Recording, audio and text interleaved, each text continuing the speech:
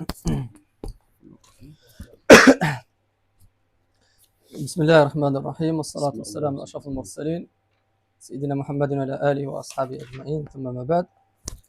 هذا المجلس 18 من قراءة كتاب عقيدة المؤمنين والتعليق عليه.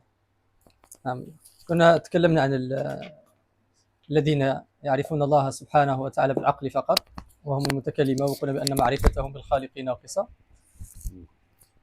وعن الذين يعرفون الله سبحانه وتعالى بالوحي، الذين عرفوا الله تعالى بما تعرف به عليهم، مما أخبر به عن نفسه سبحانه وتعالى وأخبر عنه نبيه صلى الله عليه وسلم، وهم أصحاب المعرفة صحيحة المعرفة، يعني الحقة بالله سبحانه وتعالى. نعم. ثم قال المصنف: بسم الله الرحمن الرحيم. قال المصنف رحمه الله تعالى وغفر له ولشيخنا وللسامعين.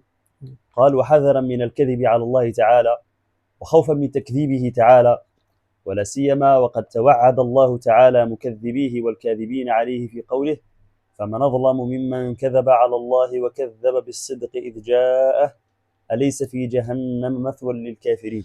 لا شك أن الناس في باب الصفات بين أحد الأمرين: إما أن يخبر عن الله سبحانه وتعالى ويصف الله سبحانه وتعالى بما لم يصف به نفسه، فيكون قد كذب على الله، فيقول الله يتصف بكذا كذبا منه على الله تعالى، أو يقول بأن الله تعالى لا يتصف بكذا كذبا منه على الله عز وجل، أو يكذب بالصدق إذ جاءه، لما يأتيه الوحي ويخبر بأن الله سبحانه وتعالى يتصف بكذا فيكذبه، ويرى في نصوص الشرع أن الله تعالى لا يتصف بكذا فيكذبه. إذا الناس في باب الصفات بين أحد هذين الأمرين، يعني الذين لم يتبعوا الوحي إما أن يكذبوا على الله تعالى فيما وصفوا به الخالق سبحانه وتعالى وهو غير متصف بذلك، أو أن يكذبوا الله سبحانه وتعالى ويكذبوا نبيه صلى الله عليه وسلم فيما ورد عنهما من أخبار الصفات فيكذبون بها. وكلا الأمرين ظلم عظيم وتقول على الله سبحانه وتعالى. وأهل الحق والتحقيق في هذا هم الذين لا يقولون على الله سبحانه وتعالى بغير علم، لأنهم يعلمون أنهم إذا قالوا بغير علم فإنهم معرضون للكذب على الله وهو ظلم عظيم، فلا يقولون في الله سبحانه وتعالى بغير علم، ولا يصفون الله عز وجل أي وصف بغير علم. وكذلك إذا جاءهم خبر عن الله وعن رسوله صلى الله عليه وسلم لم يكذبوه، فإذا أخبرهم الله عز وجل عن نفسه بأنه يتصف بصفة أنه مستو أو أنه ينزل أو أنه يجيء أو أنه يفعل وغير ذلك صدقوا بذلك. وإذا أخبرهم النبي صلى الله عليه وسلم كذلك عن الله عز وجل أن الله سبحانه وتعالى يضحك، وأن الله عز وجل يقول، وأن الله عز وجل يفعل كذا وغير هذا من هذه الأمور، فإنهم يصدقون النبي صلى الله عليه وسلم. فهؤلاء هم الذين يعني أخذوا بأسباب النجاة من هذا الظلم العظيم اللي هو التقول على الله سبحانه وتعالى بغير علم. والله عز وجل يقول: فمن أظلم ممن كذب على الله أو كذب بالصدق إذ جاءه أليس في جهنم مثوى للمتكبرين للكافرين. نعم. قال: فإن المؤمنين بالوحي الإلهي العارفين بأسماء الله تعالى وصفاته يلتزمون حيال أسمائه عز وجل وصفاته بمبدأين لا يجيزون الخروج عنهما بحال من الأحوال، لما يؤدي إليه الخروج عنهما من تكذيب الله تعالى أو الكذب عليه، والعياذ بالله تعالى من ذلك كله. المبدأ الأول: أن لا يسموا الله تعالى باسم له لم يسم به تعالى نفسه في كتابه أو على لسان رسله عليهم السلام، فهم إذا دعوه بأسمائه الحسنى حيث انتدبهم لذلك في كتابه بقوله: ولله الأسماء الحسنى فادعوه بها وذروا الذين يلحدون في أسمائه سيجزون ما كانوا يعملون. وإذا نعتوه وعرفوا به نعتوه بصفاته وعرفوه بأفعاله وآياته الدالة عليه جل جلاله وعظم سلطانه. نعم. إذن هذا هو قال بأن أهل السنة والجماعة لهم مبدأان في التعامل مع أسماء الله سبحانه وتعالى وصفاته. هذان المبدأان يعمل بهما أهل السنة والجماعة حتى يعني لكي لا تشملهم أو يشملهم الذم الواقع في الآية الذي فيه يعني ظلم الذين يكذبون على الله أو الذين يكذبون الصدق إذ جاءهم، يعني الوحي إذ جاءهم، فهم لا يكذبون على الله سبحانه وتعالى ولا يكذبون بالوحي. طيب ما هما هذان المبدأ؟ المبدأ الأول أنهم لا يسمون الله سبحانه وتعالى باسم لم يسمي به نفسه، فلا يسمونه بالعلة الفاعلة كما يسمي مثلا الفلاسفة، ولا يسمونه بالروح الأعظم، ولا يسمونه بالعقل، ولا يسمونه مثلا بالعقل الأول وغير ذلك كما الروح الأعظم عند الفلاسفة وعند الصوفية وغير ذلك، ولا يسمونه بالقديم كما يسميه المتكلمة وغير ذلك.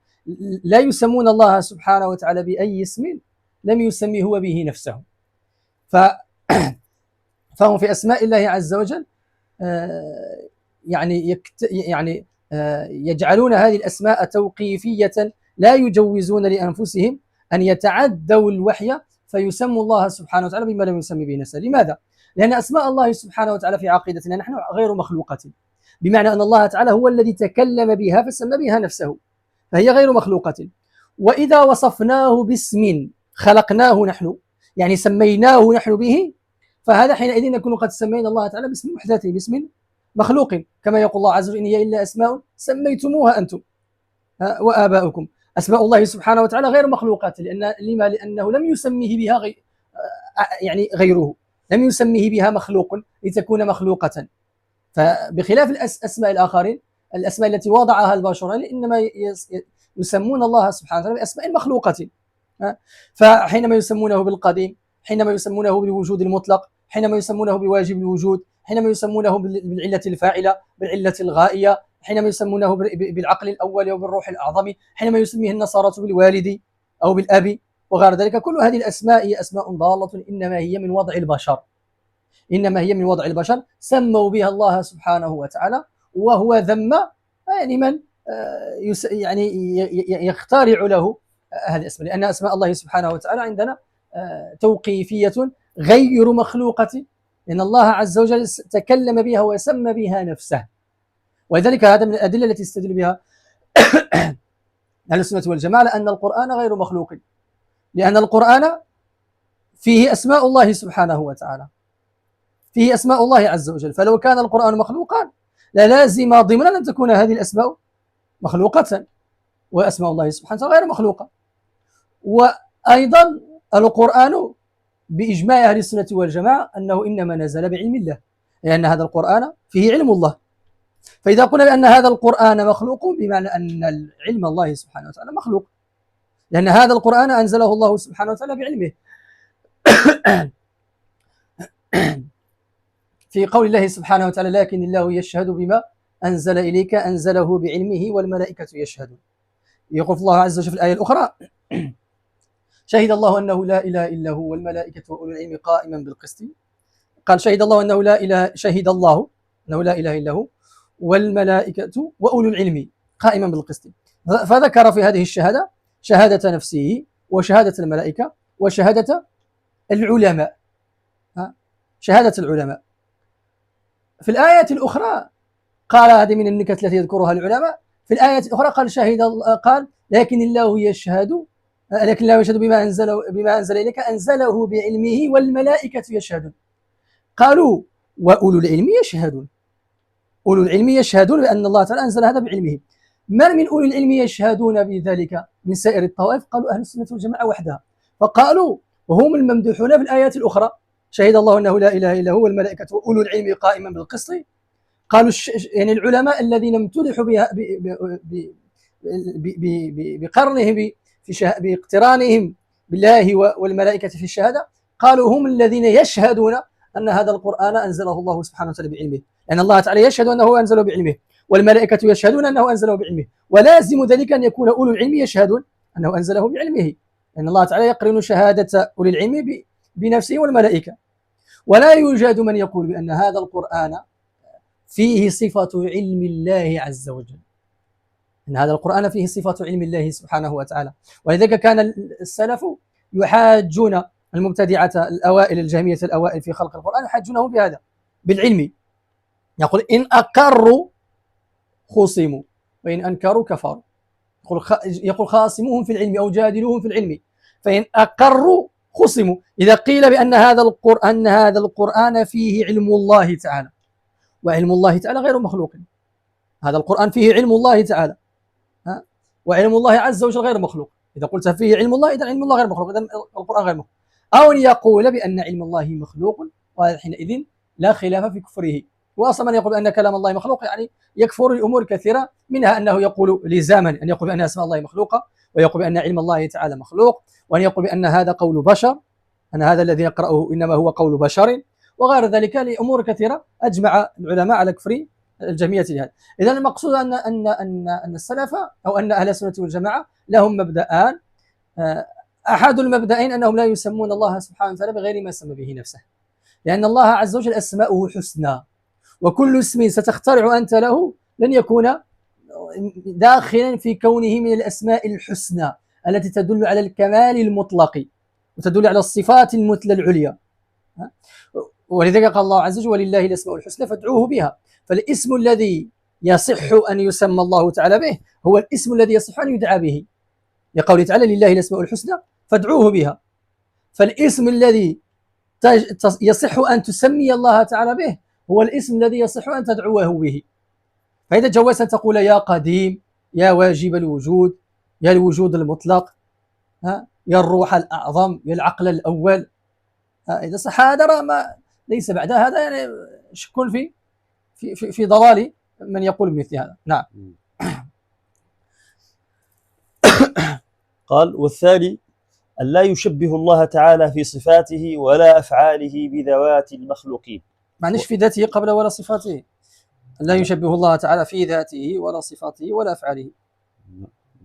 أقصد تكون في ذاته الأولى لأن أصلا قسمة ثلاثية. نعم. في ذاته ولا في صفاته ولا أفعاله بذوات المخلوقين ولا بصفات المحدثين ولا بأفعالهم، لاستحالة وجود شبه لله تعالى عقلا وشرعا. أما الشرع فقد أخبر تعالى في غير موضع من كتابه بنفي الشبيه له والكفء، فقال تعالى ليس كمثله شيء وهو السميع البصير. نعم. وقال عز وجل قل هو الله أحد الله الصمد لم يلد ولم يولد ولم يكن له كفوا أحد. إذن المبدأ الثاني عند أهل السنة والجماعة كما أنهم لا يسمون الله سبحانه وتعالى باسم إلا ما سمى به نفسه وسماه به نبيه صلى الله عليه وسلم، يعني يتوقفون في ذلك على الوحي، كذلك لا يصفون الله سبحانه وتعالى بل لا يشبهون الله عز وجل، لا يشبهون ذاته بذوات المخلوقين، فإنهم لا يقولون بأن ذات الله سبحانه وتعالى من جنس ذوات المخلوقين ومن جنس ذوات المحدثين، وأن ذات الله تعالى كذوات المخلوقات معاذ الله وحاشاه سبحانه وتعالى، ولا يشبهون صفاته بصفات المخلوقين، فلا يقولون بأن صفات الله سبحانه وتعالى كصفات المخلوقين صفات ناقصة، لأن صفات المخلوقين كل صفة يتصف بها المخلوق فهي صفة نقص، لا صفة كاملة للمخلوق، هي صفة نقص. فلا يقولون لازم كون صفات الله تعالى كصفات المخلوقات أن يكون الله تعالى متصفا بنقص والعياذ بالله. فهم لا يمثلون صفات الله بصفات المخلوقات لا في الكيف ولا في الهيئة ولا في غير ذلك مما يوجب النقص لحق الله سبحانه وتعالى، لأن هذه الصفات إنما يعني كانت كمالا في حق المخلوق لاتصافه هو بها، كانت كمالا في حقه هو باعتباره، لكن أصل هذه الصفة ليس في هذاك الكمال يعني المطلق، غير أن اتصاف هذا المخلوق من جهة كونها تناسبه وكونها تليق به كانت كمالا في حقه، هذه الصفة كمال في حقه لأنها تليق به. الخالق سبحانه وتعالى الصفات التي هي كمال في حقه هي التي تليق به، لأنها قلنا بأن هذه الصفات إنما كانت كمالا في حقنا لأنها تليق بنا، وصفات الله سبحانه وتعالى إنما كانت كمالا لأنها تليق به. فلو كانت هذه الصفات مما يصح أن تليق بنا نحن كما يظن الظانون على أن هذا يوجب التمثيل، بمعنى أن هذه الصفات مثل هذه الصفات بمعنى أنها تليق بنا، لو كانت إذن الصفات المضافة للخالق مما تليق بنا كالصفات المضافة إلينا لكان هذا نقصا، لكننا نقول بأن هذه الصفة المضافة للخالق إنما تليق به سبحانه وتعالى ولا يمكن أن يتصف بها أحد، لا يمكن لأحد أن يكون متصفا بمثل هذه الصفة. لا يمكن لأحد أن يكون متصفا بمثل هذه الصفة المضافة لله سبحانه وتعالى. فاليد المضافة لله سبحانه وتعالى هي صفة تليق به بذاته سبحانه وتعالى، لا يمكن لمخلوق أن يتصف بها. هذه اليد المضافة للخالق لا أحد يتصف بها. فاليد المضافة إلينا ليس هي اليد المضافة للخالق حتى يقع النقص. هذه اليد إنما تليق بنا، هذه اليد لا يتصف بها كثير من المخلوقات ممن يتصفون بصفة اليد، لكن هذه اليد التي تليق بنا لا تليق بهم لأنها إنما تليق بنا. فالآن إذا لا توجد هنا مماثلة، لا توجد مماثلة. لما؟ لأن هذه اليد إنما تليق بهذه الذات، وتلك اليد إنما تليق بالذات العليا، إنما تليق بالذات العلية العالية، بذات الخالق سبحانه وتعالى. إذن بما أنها تليق به لا يمكن أن تقع المماثلة بين ما يليق به وبين ما يليق بنا. واضح إن شاء الله؟ فإذا هذا هو المبدأ الثاني، هو أنهم لا يشبهون الله سبحانه، لا يشبهون ذات الخالق بذواتنا، كما أن ذاته كما أن لله ذاتا بالإجماع، لأنه إذا لم يكن لله تعالى ذات كان معدوما، لأنه لا يتصور موجود حينئذ بلا ذات. إذا لم يتصور أن لله تعالى ذاتا إذا يكون الله الخالق سبحانه وتعالى غير موجود، لأن الشيء إما أن يكون موجودا أو معدوما، وكل موجود له ذات قائمة بنفسه، أو أن يكون هذا الموجود عارضا. والمعدوم لا ذات له، المعدوم هذا لأنه شيء معدوم. فالخالق سبحانه وتعالى له وجود حقيقي، له وجود حقيقي، ولنا هذا الوجود الحقيقي كذلك. إذا للخالق ذات ولنا ذات، فكما أن ذاته سبحانه وتعالى لا تشبهها الذوات، كذلك الصفات التي تتصف بها هذه الذات لا يشبهها الصفات المضافة للذوات الأخرى. واضح إن شاء الله؟ نعم. قال إذا لا يشبهون الله تعالى في ذاته ولا في صفاته ولا في أفعاله. فالأفعال التي تصدر من المخلوق تتفاوت فيما بينها، بين المخلوقات. فأفعال الإنسان تليق به، وأفعال الحيوانات تليق بها، وأفعال الحشرات تليق بها، أفعال الملائكة تليق بها. لكل مخلوق فعل يليق به، ولا وجه للمشابهة في ذلك، لا وجه للمشابهة بين فعل الإنسان وفعل غيره من المخلوقات. فكما أنه لا تقع المماثلة في الأفعال ما بين المخلوقات، فمن باب أولى أن يكون هذا الفعل الذي هو من صفات الخالق، الذي هو يليق بالله سبحانه وتعالى، الذي اتصف الله سبحانه وتعالى به، أن يكون هذا الفعل مما يليق نحن بنا، فنقول وقد وقعت المماثلة، فإن فعل الخالق يشبه فعلي. حينما أقول بأن هذا يشبه فعلي بمعنى أن هذا يليق بي، وإلا فإنك لا تجرؤ أن تقول مثل هذا في المخلوقات مثلا الأخرى التي يختلف فعلك وفعلها، الذي يختلف فعلك وفعلها. فإنك لا يمكنك أن تقول مثلا بأن إنها أقرب حيوان لك في الصورة القرد. لو قلت لك إن هذا القرد يمشي مثلك لما رضيت بهذا. لو قلت لك إنك تمشي مثل القرد فمثلت مشيتك بمشية القرد لقلت كيف تشبهني بالقرد؟ فأقول لك أتنكر أن للقرد مشية وأن لك مشية؟ أتنكر أن لكما نفس الفعل اللي هو المشية؟ فيقول لا. أقول لك لماذا تنكر أن يكون إذن أنت مثل القرد في المشية؟ فأقول لك أنت تمشي مثل القرد، فهو لا يقبل هذا، يقول لا أنا مشيتي خاصة بي أنا، ومشية القرد خاصة به، أنا لا أمشي مثل القرد، أنا إنسان عاقل، أنا لا أمشي مثل القرد. فهو لا يقبل هذا في أقرب المخلوقات إليه شبها. إذا قلت هذا لا يقبل. ثم يجعل صفات الخالق، أفعال الخالق أنها تشبهه، أن هذا الفعل مثل فعله هو، يشبه فعله، فيتصور من نزول الخالق نزوله هو، يعني كما ينزل هو يتصور أن الخالق ينزل. وحينما يقرأ مجيء الخالق سبحانه يتصور ذلك بمجيئه، فيقول إن إذن هذا وقعت المماثلة، يقول إذا أضفت هذا وقعت المماثلة، مع أنه لا مماثلة. الاشتراك في المعنى الكلي للصفة لا يجيب المماثلة. فالمشي صفة المعنى الكلي يشترك فيه الإنسان مع القرد مع النمل لكن في الواقع حين التشخيص وحين التشخيص وحينما نأتي بهذه المشية المشخصة في حكم الجزئين في هذه النملة أو في غير ذلك يختلف حينئذ. فمشية النملة لا كمشية الإنسان، لا كمشية الأرنب، لا كمشية القرد وغير ذلك. إذا المماثلة غير موجودة المماثلة، والله سبحانه وتعالى نفى المماثلة في قوله ليس كمثله شيء، فالمماثلة منفية.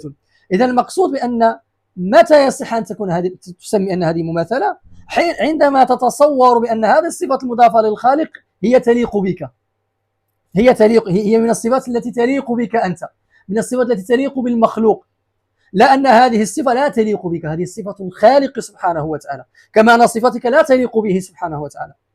علمك لا يليق أن يتصف الخالق به، يدك لا يليق أن يتصف الخالق بها، وجهك لا يليق أن يتصف الخالق به، حياتك لا يليق أن يتصف الخالق بها، وأن الخالق له حياة، الخالق له علم، الخالق له إرادة، لكن إرادتك لا يليق أن يتصف الخالق بها، وإرادته لا يليق أن تتصف أنت بها. إذا لكل صفات تليق بذاته، لكل صفات تليق بذاته. إذا لا معنى للمشابهة. المشابهة أين وقع الآن؟ وقع في المعنى الكلي الذي تفرضه في ذهنك. هذا المعنى الكلي غير موجود في الواقع، في الواقع غير موجود، لأن المعاني الكلية حدها الذهن، في الواقع غير موجودة. فأنت تتصور في الذهن معنى النزول، في معناه الكلي، معنى النزول معناه الكلي. هذا المعنى الكلي يشترك فيه كل من يتصف به، لكن حين التشخيص لا يبقى معنى الكلي، يصير هذا نزول خاص بك، هذا نزول خاص بالخالق، هذا نزول خاص بالملك. يصير الآن لا يبقى عندنا معنى الكلي، لا يوجد أصل مماثلة في الواقع، لا توجد مماثلة في الخارج، لا يوجد مماثلة، لأن الموجود في الخارج هو التشخيص، وتشخيص لكل جزء صفته الخاصة به. واش مفهوم؟ وإنما المماثلة أين هي موجودة؟ موجودة في ذلك المعنى الكلي الذي يعني يتصوره الذهن فقط، والمعاني الكلية لا وجود لها في الخارج، إنما الموجود في الخارج هو جزئيات، أمور مشخصة. واضح إن شاء الله ياك؟ مفهوم. نعم. ثم قال وأما العقل، أما الدليل في قوله ليس كمثله شيء وهو السميع البصير. باش نختم بهذه الآية، هذه مهمة، لأن قوله تعالى ليس كمثله شيء، هنا أن الله سبحانه وتعالى نفى المماثلة ابتداء مطلقا، نفى المماثلة، فيكون قد نفى المماثلة بينه وبين المخلوق في الاسم في اللفظ، ويكون قد نفى المماثلة بينه وبين المخلوق في المعنى الذي يدل عليه هذا اللفظ، ويكون قد نفى المماثلة بينه وبين المخلوق في كيفية هذا المعنى الذي يدل عليه هذا اللفظ. إذا عندنا ثلاث أمور: نفي المماثلة في اللفظ، ونفي المماثلة في المعنى الذي يدل عليه هذا اللفظ، ونفي المماثلة في الكيف الذي يدل عليه هذا المعنى. أما في اللفظ فقد رأينا في كتاب الله تعالى أن المماثلة قد وقعت، فأخبر الله سبحانه وتعالى في هذه الآية أنه سميع بصير، وأخبر عن الإنسان بأنه سميع بصير، فوقعت المماثلة في اللفظ، فأضيف إلى الله نفس اللفظ الذي أضيف للمخلوق اللي هو السميع البصير. إذا يصح أن يطلق على الله تعالى اسم السميع، ويطلق على المخلوق اسم السميع، وليس هذا هو المماثلة المنفية، لأن قوله تعالى ليس كمثله شيء، لما قال وهو السميع البصير علمنا على أنه لم يرد بنفي المماثلة هنا المماثلة في اللفظ والإطلاق، فيطلق على الله تعالى بأنه سميع، ويطلق على المخلوق بأنه سميع. إذا مجرد الاشتراك في الإطلاق ليس هو المماثلة المنفية، فيطلق على الله سبحانه أن له ذاتا، ويطلق على المخلوق أن له ذاتا، يطلق على الله سبحانه أن له يدين، ويطلق على المخلوق أن له يدين. ومجرد الإطلاق هذا في اللفظ لا ينفي، ليس هو غير منفي، لأن الله تعالى قد أثبته. ثم المعنى الذي يدل عليه هذا اللفظ، فقوله السميع البصير، معنى السمع هو معنى السميع أنه يدرك المسموعات، والله سبحانه وتعالى يقول أم حسبتم أن لا نسمع سركم ونجواكم بلى ورسلنا لديهم يكتبون. وأخبر الله سبحانه وتعالى يقول قد سمع الله قولا التي تجادلك، سمع قولا التي تجادلك، فأخبر الله سبحانه وتعالى أنه يدرك المسموعات، وأخبر الله سبحانه وتعالى أنه يدرك المبصرات. فمعنى السميع المضاف للخالق، ومعنى البصر المضاف للخالق، أي أنه يدرك المسموعات ويدرك المبصرات. نفس المعنى يدل عليه السميع البصر المضاف للمخلوق. فمعنى كون المخلوق سميعا أنه يدرك المسموعات، ومعنى كون الخالق مخلوق بصر أنه يدرك المبصرات. إذا ليس المعنى هو نفي، ليس المنفي هو المعنى. فالألفاظ المضافة للخالق والمضافة للمخلوق يشتركان في المعنى، فنفس معنى السميع مضافة للخالق، نفس هذا المعنى مضاف للمخلوق. واضح؟ نفسه. بقي ماذا؟ بقيت كيفية هذا المعنى. هل كيفية سمع الله ككيفية سمع الإنسان؟ لا، هل كيفية بصر الله ككيفية بصر الإنسان؟ لا. هل كيفية صفة اليد لله تعالى ككيفية صفة الإنسان؟ لا. فمعنى قوله تعالى ليس كمثله شيء إنما هو في الكيفية، إنما هو في الكيفية، لأن الله تعالى قال وهو السميع البصير، فأثبت الألفاظ التي أثبتها للمخلوق بالمعاني التي تدل عليها تلك الألفاظ المضافة للمخلوق، فعلمنا على أن المنفي إنما هو الكيفية. مفهوم إن شاء الله ياك؟ وكنا نتكلم نحن على أن النبي عليه الصلاة والسلام في الحصة الماضية تكلم على أن النبي عليه الصلاة والسلام كان يقرر هذه الصفات ويحققها عمليا، كان يفسرها عمليا صلى الله عليه وسلم. نعم. نقف هنا نختم هذا والله تعالى أعلم وأعلم. أقول قولي هذا واستغفر الله العظيم لكم، فاستغفروا يغفر لكم. بارك الله فيكم، جزاكم الله.